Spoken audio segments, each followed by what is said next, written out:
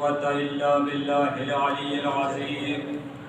أعوذ بالله من الشيطان اللعين الرجيم. بسم الله الرحمن الرحيم. الحمد لله الذي هدانا لهذا وما كنا لنهتدي لولا أن هدانا الله. لقد جاءت رسول ربنا بالحق والصلاة والسلام على سيدنا ونبينا وشفيع ذنوبنا وطبيب نفوسنا مولانا ومولى الثقلين جد الحسن والحسين أبي القاسم محمد.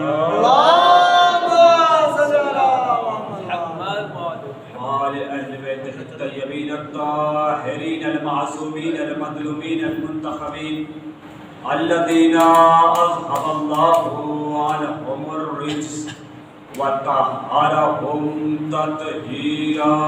اللهم صل على محمد وآل محمد. ولعنة الله على أعدائهم وقتلتهم وغاصب حقوقهم ومنكر فضائلهم وولايتهم وعطشهم أجمعين.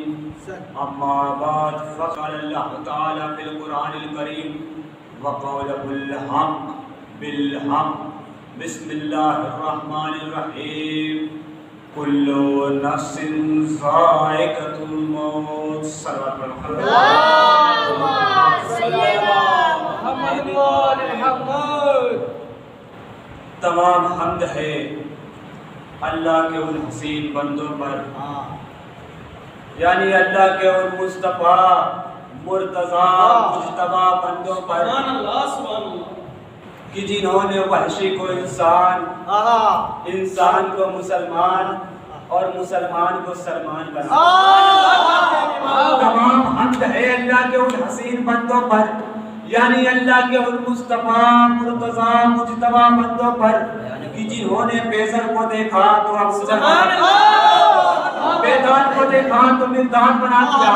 تمام حمد ہے اللہ کے ان حسین بندوں پر کہ جنہوں نے مٹی میں پہلتے ہوئے ملنگ کو دیکھا تو محجور بنا. تو شاعر نے بھی کیا خوب کہا ہے، شعر پرانا ہے لیکن نئے انداز میں سننا ہے کہ تمام حمد ہے اس خالق ازل کے لیے، تمام حمد ہے اس خالق ازل کے لیے سکون جھیل کو دیتا ہے جو کمل کے لیے. تمام حمد ہے اس خالق ازل کے لیے سکون جھیل کو دیتا ہے جو کمل کے لیے. تو میں ان کے نام سے کرتا ہوں ابتدائے کلام کہ وہ جن کے نام فرشتوں نے بھی سمجھ کے لیے.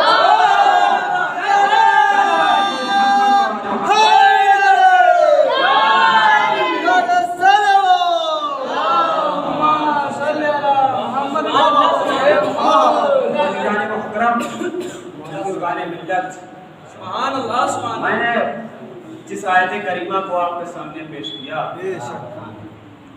وہ قرآن جس میں ارشاد ہو رہا ہے، وہ قرآن جو ایک معجزہ ہے جو قیامت تک کے لیے باقی رہنے والی کتاب ہے.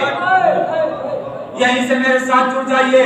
وہ قرآن جو قیامت تک کے لیے باقی رہنے والی کتاب ہے جسے ہر لا الہ الا اللہ کہنے والا مانتا ہے، جسے ہر لا الہ الا اللہ کہنے والا مانتا ہے. بھائی یہ الگ بات ہے کہ قرآن کو مانتا ہے، قرآن کی نہیں مانتا. یہ الگ بات ہے کہ قرآن کو مانتا ہے، قرآن کو مانتا ہے، قرآن کی نہیں مانتا. دیکھیے اللہ نے کیا فرمایا کہ ہم نے ہر کچھ کو دھر، ہر کچھ کو دھر اس کے اندر سمو دیا ہے. توجہ، ہر کچھ کو دھر اس کے اندر سمو دیا ہے، ہر کچھ کو دھر اس کے اندر سمو دیا ہے. لیکن مسئلہ اس بات کا ہے کہ بتائے کون سورہ کہاں پہ نازل ہوئی، کون سی سورہ کہاں پہ نازل ہوئی، کون سی سورہ مکی ہے، کون سی سورہ مدنی ہے، کون سی سورہ گھر میں نازل ہوئی، کون سی سورہ بستر میں نازل ہوئی. باقی بتائے کون؟ دو ہی شخصیتیں ملتی ہیں جو ہمیں بتا سکتی ہیں. آپ پوچھیں گے وہ کون؟ میں نے کہا کہ وہ ایک کہ جس کے سینے پہ قرآن نازل ہوا، یا تو وہ بتا کہ جس کے سینے پہ قرآن نازل ہوا یا پھر وہ بتائے گا جو نزول قرآن سے پہلے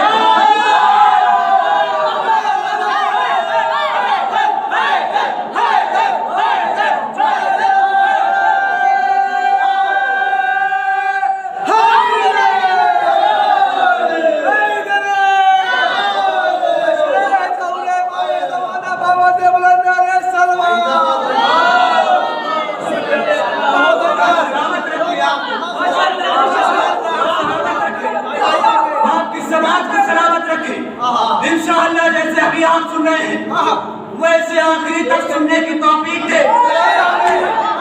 عزیزو قرآن ایک ایسی کتاب ہے جو قیامت تک کے لیے باقی رہنے والی ہے. اور قرآن میں آہستہ سے جملہ کہہ دوں قرآن نور ہے, صرف نور نہیں ہے بلکہ نور مبین ہے.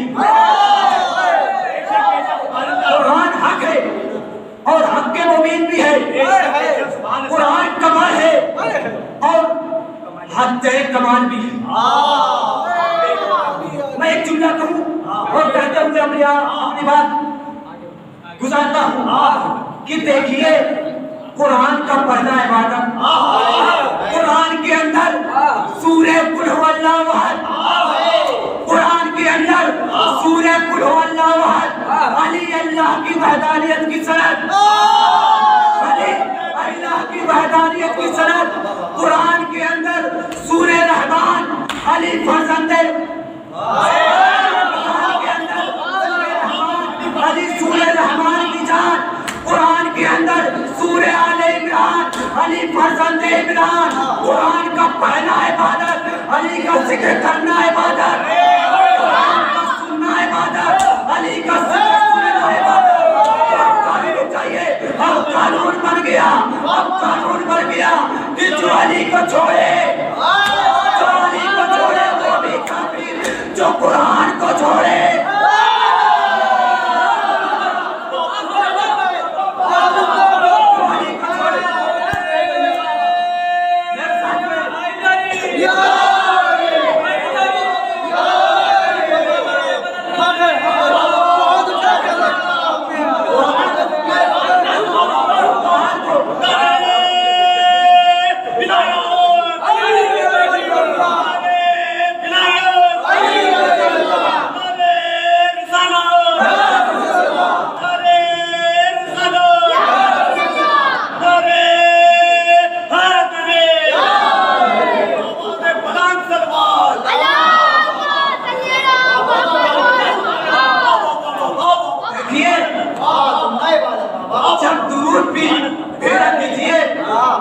تو اس کے ساتھ لعنت بھی بھیجا.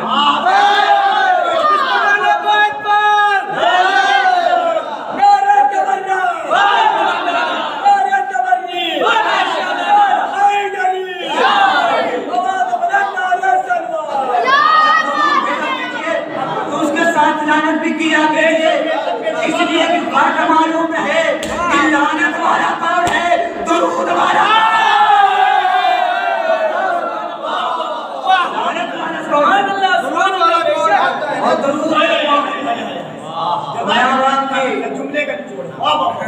اپنے موضوع کہ خداوند عالم قرآن میں ارشاد فرمایا کہ کل نفس ذائقۃ الموت, کہ ہر نفس کو موت کا ذائقہ چکھنا ہے. خدا کا لاکھ لاکھ شکر ہے, ان مجلسوں کا صدقہ ہے کہ ہمارے یہاں بعض حضرات ایسے ہیں کہ جن کو آیت حفظ ہوتی ہے. ہمارے یہاں کے بچے بھی ایسے ہیں کہ جنہیں آیت حفظ ہوتی ہے, اور الحمدللہ صرف آیت حفظ نہیں ہوتی بلکہ ان کے معنی اور مصادیق سے بھی واقف ہوتے ہیں. تو اللہ قرآن میں کیا کہہ رہا ہے کہ کل نفس ذائقۃ الموت, کہ ہر نفس کو موت کا ذائقہ چکھنا ہے. بھائی آیت ہے نا, آیت ہے نا, حدیث صحیح ہے نا. اگر حدیث ہوتی تو آپ کو موقع ہوتا کہ کسی راوی کے کاندھے پہ جا کے دفن کر دیجئے اور کہیے کہ راوی مجہول تھا, روایت صحیح نہیں تھی. بھائی قرآن ہے, قرآن کی آیت کرنے والا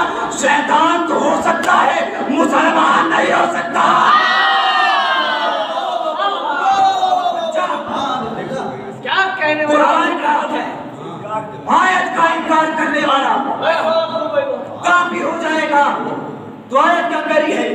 کل نفس ذائقۃ الموت، کہ ہر نفس کو موت کا ذائقہ چکھنا ہے۔ پہنچے نہیں آپ؟ ہر نفس کو موت کا ذائقہ چکھنا ہے۔ ترجمے پہ غور چاہتا ہوں کہ ہر نفس کو موت کا ذائقہ چکھنا ہے، ہر نفس کو موت کا ذائقہ چکھنا ہے۔ قدرت کہہ رہی ہے کہ کل نفس ذائقۃ الموت، کہ ہر نفس کو موت کا ذائقہ چکھنا ہے۔ تو اس کا مطلب یہ ہے کہ موت میں مزہ ہے، موت میں مزہ ہے۔ بھائی قدرت کہہ رہی ہے نا، قرآن چیخ چیخ کے کہہ رہا ہے کل نفس ذائقۃ الموت، کہ ہر نفس کو موت کا ذائقہ چکھنا ہے۔ تو مجھے قرآن پڑھنے والوں اور قرآن پہ ایمان رکھنے والوں سے ایک سوال ہے کہ مجھے قرآن کی کسی ایک آیت سے بھی موت کا ذائقہ بتائے۔ جو لوگ یہ کہتے ہیں کہ ہمارے لیے قرآن کافی ہے، توجہ، جو لوگ یہ کہتے ہیں ہمارے لیے قرآن کافی ہے، میں ان سے چاہتا یہ ہوں کہ وہ ہمارے لیے قرآن کی کسی آیت سے بھی موت کا ذائقہ بتائے۔ لیکن سب خاموش، بہت خوب، کیا ناز ہے۔ سب خاموش۔ کسی نے آگے بڑھ کے کہا مولانا یہ قرآن ہے، کوئی ذائقہ بتانے کی کتاب ہے؟ یہ قرآن ہے، قرآن کوئی ذائقہ بتانے کی کتاب نہیں ہے۔ تو میں نے بھی کہا اگر یہ قرآن ذائقہ بتانے کی کتاب نہیں ہے تو پھر اسی قرآن میں جنت کی نعمتوں کا تذکرہ کیوں ہے؟ اسی قرآن میں جنت کی نعمتوں کا ذائقہ کیوں ہے؟ بھائی جو قرآن جنت کی نعمتوں کا ذائقہ لکھ رہا ہے اس نے موت کا ذائقہ بتایا یا نہیں بتایا؟ جو لوگ یہ کہتے ہیں کہ ہمارے لیے قرآن کافی ہے، میں ان سے چاہتا یہ کہ قرآن کی کسی بھی آیت سے مجھے موت کا ذائقہ بتائے۔ لیکن یہ مسلمان کتنا مجبور ہے کہ جسے چکھنا ہے، توجہ، جسے چکھنا ہے اس کا ذائقہ بھی نہیں معلوم، اور قسم خدا کی قیامت تک اگر کوشش کرتا رہے تو اسے پتہ نہیں چلے گا۔ اس لیے کہ امت مسلمہ میں اگر کوئی فرقہ یہ چاہتا ہے کہ ہمیں موت کا ذائقہ معلوم ہو تو اسے کربلا آنا پڑے گا، کربلا آنا پڑے گا، کربلا آنا پڑے گا۔ اگر کوئی فرقہ یہ چاہتا ہے کہ مجھے موت کا ذائقہ معلوم ہو تو اسے کربلا آنا پڑے گا۔ تو ایک بات تو طے ہو گئی کہ قرآن نے موت کا ذائقہ نہیں بتایا، قرآن نے موت کا ذائقہ نہیں بتایا، مگر کربلا میں مولا حسین نے 13 برس کے بچے سے پوچھا یا بنیا کیف الموت عندک؟ قاسم نے مسکراتے ہوئے کہا احلا من العذاب۔ صحابہ سے بھی زیادہ سوری ہے۔ مجھے نکتہ کہنے دیجئے، مجھے نکتہ کہنے دیجئے کہ کربلا نے موت کا ذائقہ بتایا، قرآن نے موت کا ذائقہ نہیں بتایا۔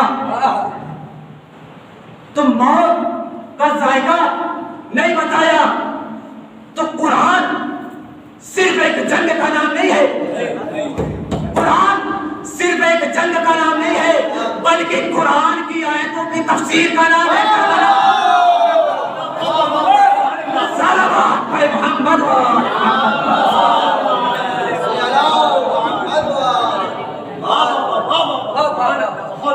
ہمیں موت کا ذائقہ بتائے تو اس لیے کہ جو چکھ لے وہ بتا نہیں سکتا،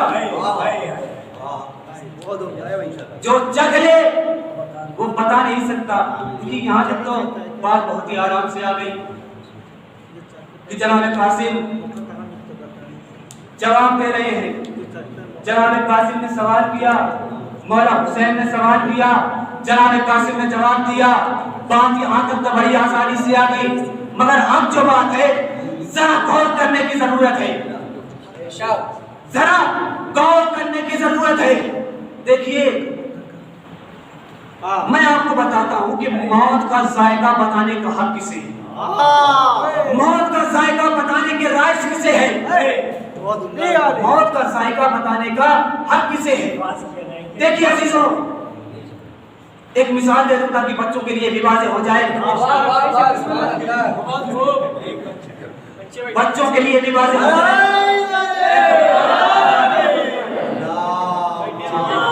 ہمارے بلند درود پڑھیے۔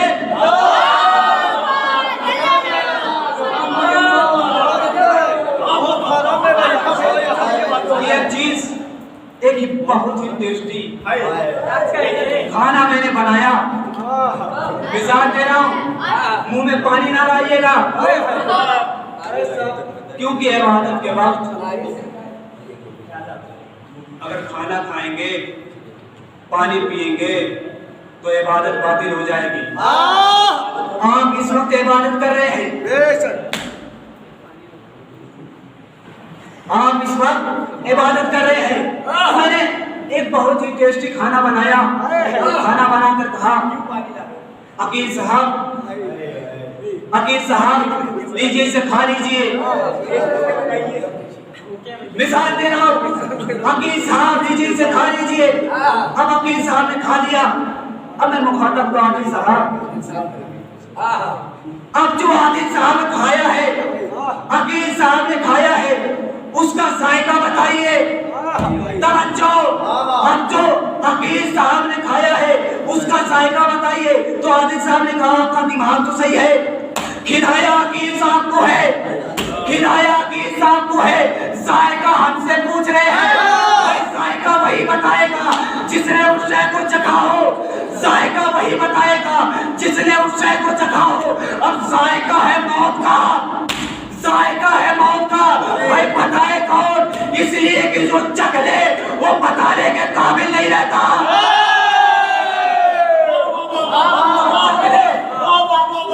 چکھ لے وہ بتانے کے قابل نہیں رہتا، جو چکھ لے وہ بتانے کے قابل نہیں رہتا، اور جو نہ چکھے جو نہ چکھے اس کا ذائقہ بتایا ہوا نامعتبر ہوگا۔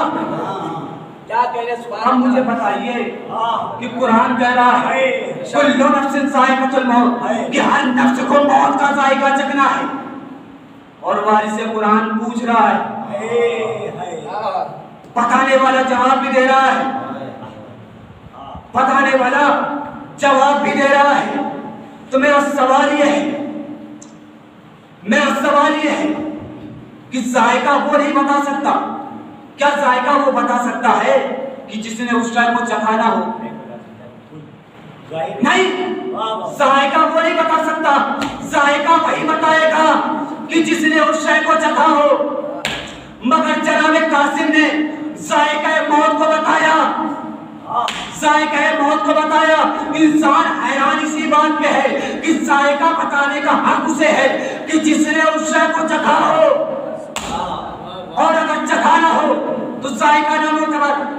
اب مجھے بتائیے کہ کوئی جناب قاسم کے جواب کو نامعتبر کہہ سکتا ہے؟ بھائی یہ تو وہی کہے گا کہ جو نامعتبر نسل سے پیدا ہوا ہوگا۔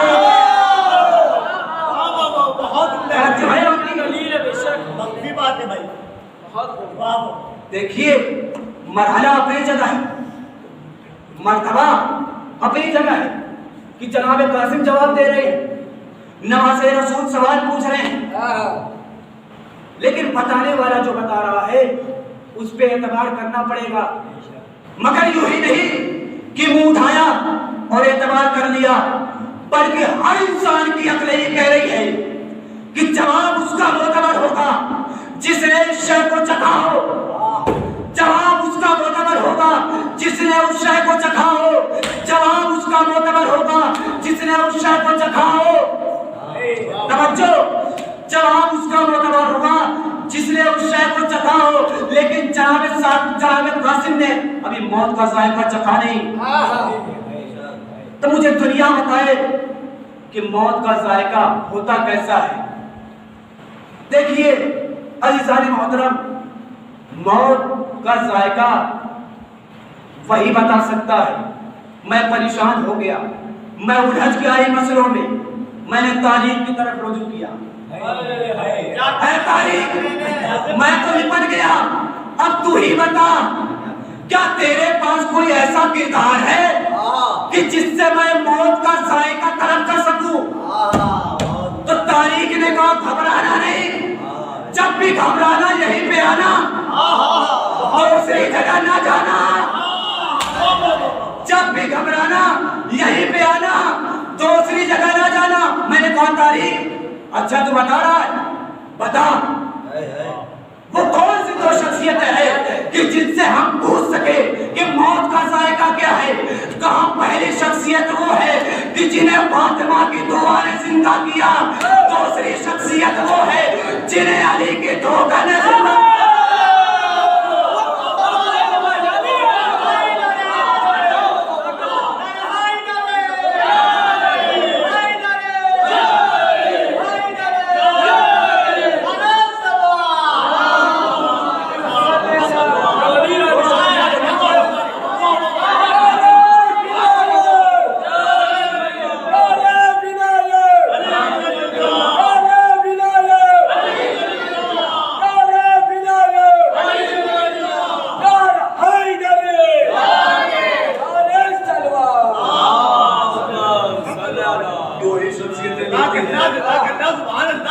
جن سے ہم موت کا ذائقہ پوچھ سکیں، دو ہی شخصیتیں ملتی ہیں کہ جنہیں ہم موت کا ذائقہ پوچھ سکیں۔ تو میرا سوال یہ ہے کہ جب حافظ تھے، قرآن کے حافظ تھے، اور یہ بات طے تھی، مطلب معلوم تھا کہ ذائقہ اسی کا بتایا ہوا معتبر ہوگا، ذائقہ اسی کا بتایا ہوا معتبر ہوگا کہ جس نے اس شے کو چکھا ہو۔ تو پھر صحابیات میں سے کسی صحابیہ نے جا کر اس دلہن سے پوچھا کیوں نہیں کہ اچھا بتاؤ، تم بتاؤ کہ موت کا ذائقہ کیا ہے؟ لیکن تاریخ میں کہیں نہیں ملتا کہ صحابیات میں سے کسی نے بھی جا کے پوچھا کہ موت کا ذائقہ کیا ہے۔ میں نے کہا اچھا ان کو پرابلم نہیں ہوگی گھر سے نکلنے میں۔ میں گیا صحابہ کے پاس۔ اب صحابہ کی انجمن میں دیکھا، صحابہ کی انجمن میں سے بھی کوئی نہیں گیا اس جوان کے پاس جسے علی نے دھوکر مارا تھا، اسے دھوکر مارا تھا۔ کوئی نہیں ملا کہ جو اس جوان کے پاس گیا ہو۔ مرحلہ یہ تفسیر قرآن کا مرحلہ تھا، بات ذہن میں ابھرنی چاہیے تھی، سوالات ذہن میں پیدا ہونے چاہیے تھے، سوالات ذہن میں آنا چاہیے تھا۔ اب تو بتانے والا بھی موجود ہے، اب تو بتانے والا بھی موجود ہے، اب تو بتانے والا بھی موجود ہے، لیکن کوئی نہیں گیا۔ میں نے کہا مرحلہ یہ نہیں ہے، مرحلہ یہ ہے کہ بغض اہل بیت میں توجہ، بغض اہل بیت میں جاہل رہنا گوارا ہے، فضیلت اہل بیت کے ساتھ، فضیلت اہل بیت کے ساتھ تفسیر قرآن گوارا نہیں ہے۔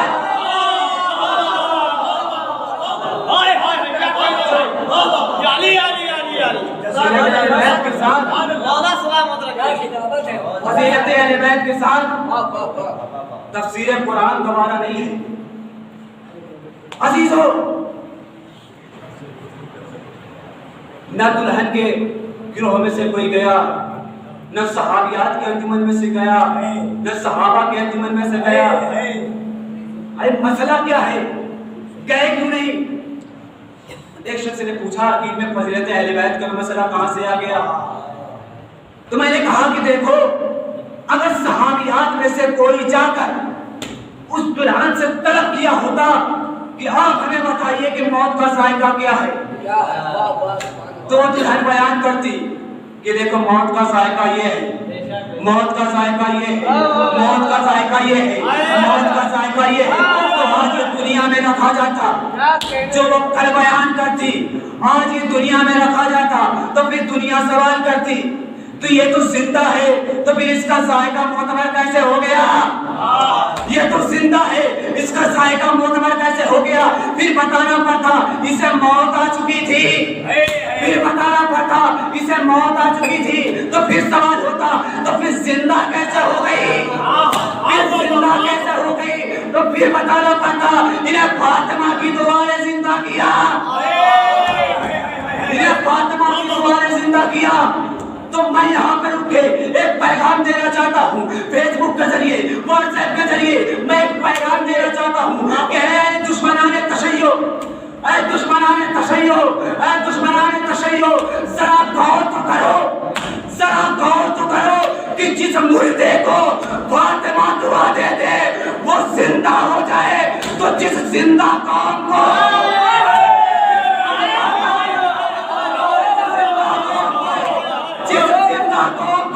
فاطمہ کی دعا مل رہی ہے اسے کون مارے گا؟ بہت اچھا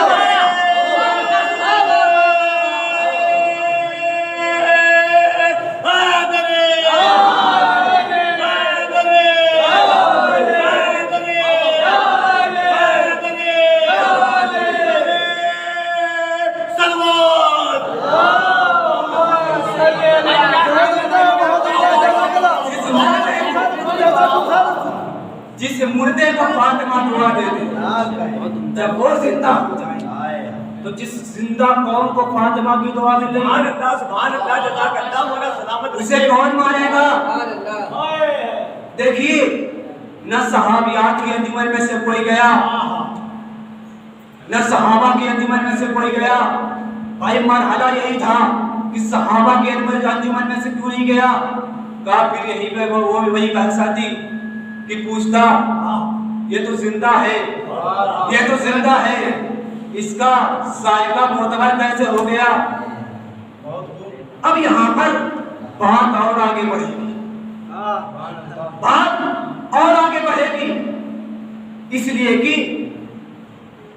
صرف کیسے مرے یہ نہیں پوچھا جاتا ہے، کس وجہ سے مرے یہ بھی پوچھا جاتا ہے۔ اگر جا کے پوچھتے تو دنیا سوال کرتی کیسے مرے، تو یہ بھی بتانا پڑتا کہ ہم ہی لے کر آئے تھے، ہم ہی لے کر آئے تھے۔ علی کا مذاق اڑانے کے لیے توجہ، علی کا مذاق اڑانے کے لیے، علی کا مذاق اڑانے کے لیے، لیکن دنیا کو معلوم نہیں ہے، دنیا کو معلوم نہیں ہے کہ جو حجت خدا کا مذاق اڑاتا ہے اللہ اسے ہی مذاق بنا دیتا ہے، اللہ اسے ہی مذاق بنا دیتا ہے۔ تو اب چلو تاریخ سے پوچھتے ہیں کہ واقعہ کیا ہے، بس یہی تھوڑا سا کہ آپ کی زحمت تمام، تاریخ سے پوچھتے ہیں، تاریخ سے پوچھتے ہیں۔ تاریخ نے بتایا کہ کچھ لوگوں نے ایک بڑھیا کو تیار کیا، توجہ جملہ بدل دوں، ایک ماں کو تیار کیا کہ وہ اپنے بیٹے کو موت کی شبیہ بنائے، موت کی شبیہ بنائے اور مولا علی کے پاس لے کر جائے اور ان سے کہے کہ اس کی نماز جنازہ پڑھا دیجیے۔ اور دیکھیں بات یہ طے پائی ہوئی تھی کہ جب پہلی تکبیر ہو تو آپ کا بیٹا کھڑا ہو جائے، جب پہلی تکبیر ہو تو آپ کا بیٹا کھڑا ہو جائے۔ بڑھیا لے کر آئی اور آنے کے بعد کہتی ہے یا علی اس کی نماز پڑھا دیجئے۔ تو مولا نے کہا اس کی نماز پڑھا دوں؟ کہا ہاں اسی لیے تو لائی ہوں۔ دیکھیے اگر کوئی ماں اپنے بیٹے کا گلا خود گھونٹنا چاہے، اپنے بیٹے کا گلا خود گھونٹنا چاہے تو اب علی کیا کرے؟ میں نے شروع ہی میں کہہ دیا تھا، جیسے آپ شروع میں سن رہے ہیں اللہ آپ کو توفیق دے کہ آخری تک سنے۔ لگ رہا ہے آپ کو اللہ کی توفیق ملی نہیں، ابھی تک آپ کو توفیق ملی نہیں، آپ سنیں اچھی طریقے سے، بس آپ تھوڑی سی زحمت ہے اس کے بعد آپ کی زحمت کرام۔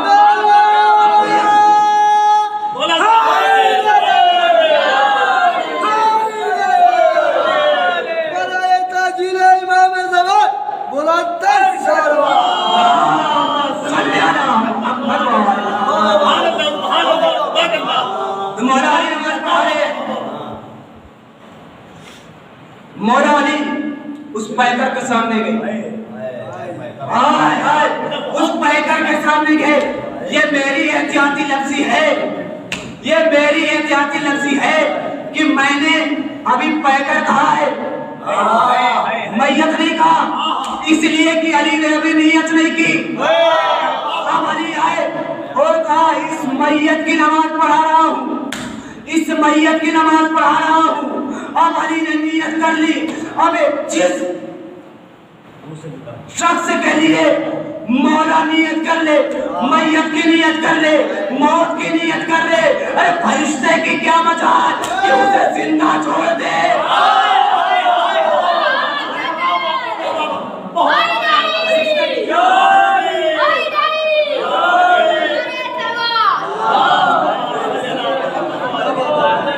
فرشتے کی کیا مجال کہ اسے زندہ چھوڑ دے. عزیزوں، موت کا ذائقہ کسی نے نہیں پوچھا، مگر سراب ہے اس حسین پر کہ جس نے موت کا ذائقہ بتایا، پوچھ کے ہمیں موت کا ذائقہ بتا دیا. کہا یا بنیا کیف الموت عندک، مسائل نہیں ہے، فضائل ہی کے منزل پہ ابھی جا رہا. یا بنیا کیف الموت عندک، اے میرے لال تمہارے نزدیک موت کیسی ہے؟ تو جناب قاسم نے کہا، اور یہاں بھی بہت احتیاط رکھی، بہت احتیاط رکھی. کہا یا بنیا کیف الموت عندک، اے میرے لال تم کربلائی ہے، تم کربلائیوں کی موت کا ذائقہ بتا. باقی لوگ اپنے بزرگوں سے جا کے پوچھے کہ ان کی موت کا ذائقہ کیا ہے. جناب قاسم نے بتایا اگر حق پہ ہے، اگر حق پہ ہے تو شہد سے زیادہ شیریں ہے. تو جو سوال میں نے شروع میں پیدا کیا تھا کہ موت کا ذائقہ اسی کا معتبر ہوگا کہ جس نے اس شے کو چکھا ہو، اور قاسم نے چکھا نہیں، تو بتایا کیسے، کیسے ہو گیا. شریعت میں کوئی بھی فعل کو معتبر کرنے کے لیے تین طریقے ہیں، تین طریقے ہیں. یا معصوم وہ فعل کو انجام دے تو معتبر، توجہ، معصوم اس فعل کو انجام دے تو معتبر. معصوم کے سامنے کوئی ایسا فعل انجام دے اور معصوم خاموش رہ جائے تو معتبر. معصوم کرے تو معتبر، معصوم کرے تو معتبر، معصوم کہے تو معتبر. یا پھر معصوم کے سامنے کوئی ایسی بات کیا جائے، کوئی ایسا فعل انجام دیا جائے اور معصوم کو سن کر دیکھ کر خاموش رہ جائے تو معتبر. اور حسین حجت خدا اگر قاسم نے ذائقہ موت غلط بتایا ہوتا تو حجت خدا پر لازم تھا کہ صحیح ذائقہ بتائے. ارے حسین کی خاموشی یہ بتا رہی ہے، حسین کی خاموشی یہ بتا رہی ہے کہ جناب قاسم نے جو ذائقہ بتایا تھا وہ درست تھا. ایک صلوات پر محمد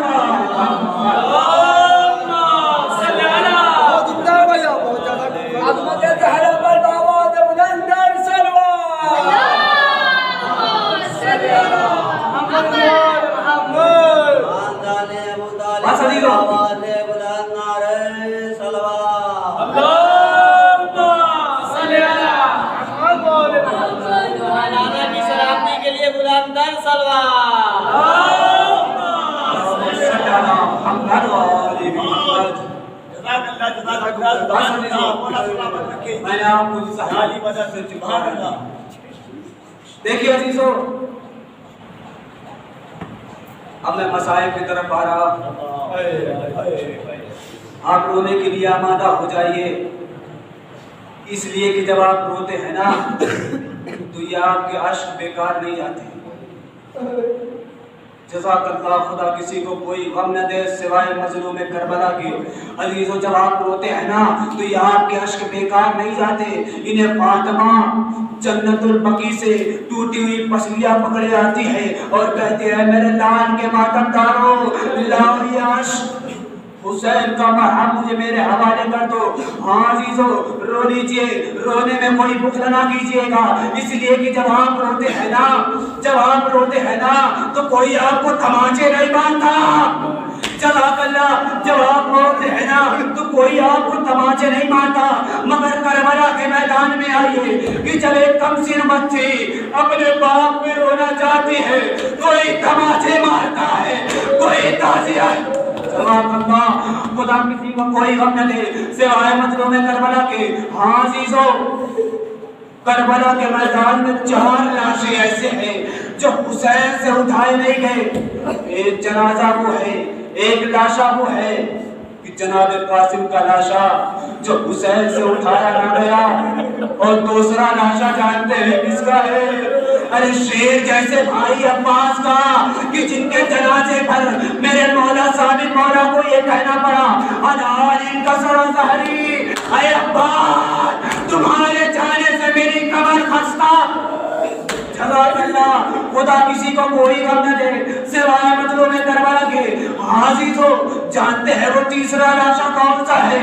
وہ تیسرا لاشا ان شکل پیغمبر علی اکبر کا ہے. حاضر ہو, جب مولا نے اٹھانا چاہا, اٹھ نہ سکا تو خیمے کی طرف مڑے, آواز دی ہے بنی ہاشم کے بچوں, ارے مجھ سے یہ جوان بیٹے کا لاشا نہیں اٹھتا, آؤ اٹھانے میں مدد. جزاک اللہ, خدا کسی کو کوئی غم نہ دے سوائے مظلوم کربلا کے. بہت ہی جلدی گزر رہا ہوں. عزیزو رونا شرط ہے, اس لیے کہ جب آپ روتے ہیں نا تو کوئی آپ کو تماچے نہیں مارتا. جزاک اللہ, جانتے ہیں وہ 14 لاشا کون سا ہے؟ ارے دیکھنے میں تو بہت چھوٹا ہے, وزن بھی بہت کم ہے. ہاں عزیزو, وزن اگر محسوس کرنا ہے تو حسین کو دیکھ لیجئے. ارے ہاتھوں پہ علی اکبر علی اصغر کا جنازہ. ارے حسین نے ہمت کی کہ کسی طریقے سے خیمے میں جائے. ارے حسین نے ہمت اکٹھا کی اور سوچا کہ کسی طریقے سے خیمے میں جائے, مگر حسین کی ہمت نہ ہوئی. ارے مولا حسین 7 مرتبہ آگے بڑھے اور کہا انا للہ و انا الیہ راجعون. 7 مرتبہ پیچھے ہٹے, کہا رسم بقضائی و تسلیم الامر. ہاں عزیزو, رونے کے مقام ہے کہ میرے صابر حسین کو 7 مرتبہ پیچھے آنا پڑا, 7 مرتبہ آگے جانا پڑا, 7 مرتبہ پیچھے آنا پڑا, 7 مرتبہ آگے جانا پڑا. ہاں عزیزو, مولا نے کسی طریقے سے ہمت کی اور خیمے کے در پر آئے, اور آنے کے بعد کہتے ہیں میرے بعد اپنے لال کو لے جاؤ. حاضر ہو, روایت کہتی ہے, تاریخ کہتی ہے کہ میرے بعد سے پہلے ایک کمسن بچی درے خیمہ پہ آ گئی. ارے جب سکینہ نے دیکھا کہ بھیا بڑے خاموش ہے, لگ رہا ہے پانی پی لیا ہے. ارے سکینہ نے باضابطہ کہا, اے بابا جان, بھائی بابا جان, ارے بھیا کو پانی پلانا ہے اور میں پیاسی رہ گئی. بھیا کو پانی پلانا ہے اور میں پیاسی رہ گئی. ارے حسین نے آقا ہٹایا, میرے باپ نے ماتم کیا. اے علی اصغر, کیا تم جیسے بچے بھی نہر کیے جاتے ہیں؟ انا للہ و انا الیہ راجعون. عزم بقضائہ و تسلیما لامرہ ماتم حسین.